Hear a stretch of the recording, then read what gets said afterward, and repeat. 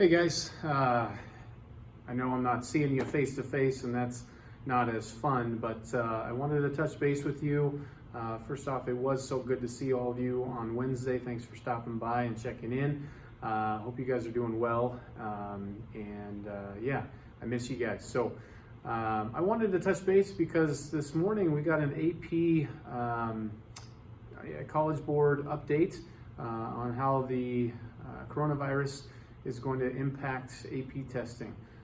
Some of you, maybe even most of you, have already seen this, but I wanted to make sure that it got in front of your eyes. So I'm just going to try to highlight. I won't read everything, but I'm going to try to highlight some of the key details that you might be interested in.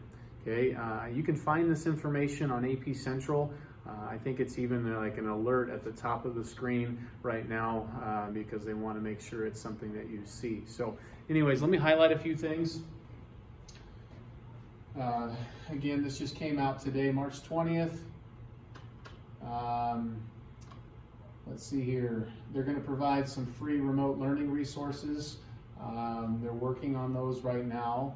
And that they're investing in the development of a new at-home testing option. They kind of alluded to this in a previous update, but this is actually going to come through here. So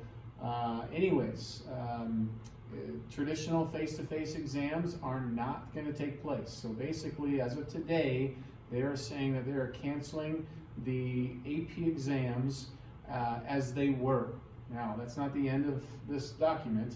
So students are going to take instead a 45-minute online free response exam at home. So this is not going to be multiple choice, is what I'm learning from this. It's only going to be free response, and it's going to be only to require 45 minutes of your time. So we'll talk more about that, and we'll learn more about what we can expect on that 45-minute online free response exam. But it says some students might want to be taking this exam sooner rather than later while content's fresh. Others may want more time to practice. So the AP College Board is going to come up with 2 different testing dates. They haven't released those at this time. They're saying that they'll be available by April 3rd. The additional testing date details, okay, and the full exam schedule, specific free response question types for each of the AP exams. All of that is going to be available by April 3rd, okay? They'll also unlock any relevant free response questions in AP Classroom for digital use, so students can access all practice questions of that type that will appear on the exam. Other things to note here. They are saying that any student already that's registered for an exam could choose to cancel at no charge as a result of this change here. I don't recommend that necessarily. I think all of you have been pretty well prepared to be really successful. If you made the decision that you wanted to take this, I think you still will be successful if you put forth the effort in the days and weeks forthcoming.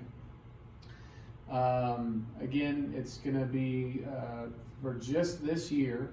You guys are the trial year on this. Students can take a 45-minute online free response exam at home. There are people that are working right now to select the exam questions that are going to be administered.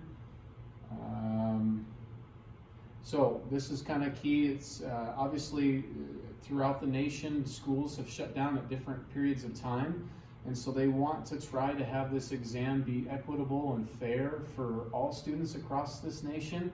And so what they've done is they basically have, it says here, they can just, me reading it is probably better than me trying to summarize. The exam will only include topics and skills most AP teachers and students have already covered in class by early March.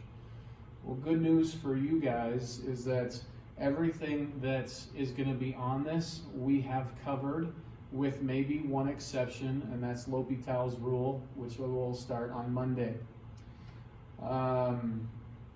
Colleges are in support of this solution. Let's see here. You can take this streamlined exam on any device you have access to. That could be a computer, a tablet, or a smartphone. That's important information for you. Taking a photo of handwritten work will also be an option. I don't believe that this is that much of an issue for you guys. I think most of you have that one of those options available, since all of you have been able to get into my Remind and stuff like that. So I don't think the technology issue is going to be a concern. They close it by saying test security is a concern. It is a big concern, and anytime that we talked about how they were thinking of this idea of an at-home exam, that test security is what came to all of our minds. So it says the exam questions are being designed and administered in ways to prevent cheating. It says we use a range of digital security tools and techniques, including plagiarism detection software, to protect the integrity of the exams. Okay, so they're going to be doing their part, and I would just ask that you, as great individuals, would be above reproach in a situation like this, so you would honestly take it. You would let the AP exam score reflect what you know and not what somebody else knows. Okay, this is actually not the first time. They close up here where they say it's not the first time they've done at-home work for AP exams, so it's been done in other situations as well. So, on to what kind of content to expect. They break down AP subject, and then the exam questions will only cover. So we're interested here in calculus. Calculus, it says units 1 through 7. Now, units 1 through 7 aren't exactly chapters 1 through 7 in our book. It's more specifically, it's chapters 2 through 7 is what will be covered. And then the BC exam says it will cover units 1 through 8 plus 5 topics in unit 10. Okay, so there still is definitely some things that are concepts that we had not covered. That's the two of you that are interested in taking or planning to take the BC exam will still need to be doing on your own. Okay, and again, these are not the lesson numbers for our textbook. Okay, so I will specifically be sharing some things with the two of you planning to take the BC exam, so that you know what topics and things that you need to be preparing for. Okay, but really, units 1 through 7 is what we need to be prepared for. So, what have we covered that's not going to be there? Let me just look at what they have in Unit 8 that was otherwise planned to be tested. Let me switch over to the dot cam here.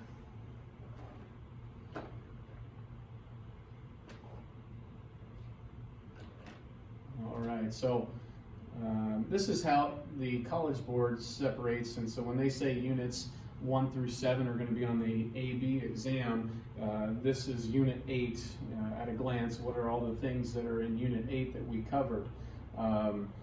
Their first topic, finding the average value of a function. Our textbook actually covered that in Lesson 6.3.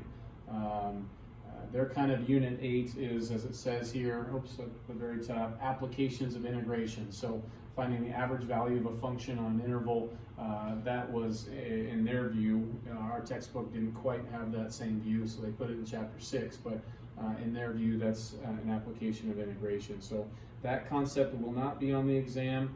Connecting position, velocity, acceleration of functions using integrals. So what we did in the very beginning of Chapter 8, where we were looking at those velocity curves and finding the area underneath them, and talking about how that was distance, etc. The accumulation of functions and how that relates to definite integrals. Still, that was Lesson 8.1 for us. And then really you basically see everything in Chapter 8. So from finding areas between curves, okay, to, as I keep moving further down here to the bottom of this page, and then we get into volumes, which was our Lesson 8.3, and then we come over here, the other stuff that was required previously for the AB exam, more stuff with volume still in 8.3. So, and then this was something that was in the on BC content only, which I believe that still would be required for the BC exam. Okay, so anyways, big gist of the story, I guess, is that I would say kind of the moral of the story is the AP exam, as we previously thought it, is no longer, but there is a new AP exam that's going to be an at-home exam that's taking its place. It's going to be a 45-minute free response online exam, and some of the content is going to be removed from that exam that otherwise would be tested on. And most specifically, if I'm trying to generalize, really it's our chapter 8 that we just kind of got done finishing up with applications of integrals, areas, and volumes and things like that. So anyways, I wanted to give you that heads up. Sorry this was a little long, but I wanted to make sure that this got before your guys' eyes so that you could be aware that AP's thinking and moving in this direction. Okay? Stay tuned. I'll have a lesson come Monday on L'Hôpital's rule. See you guys.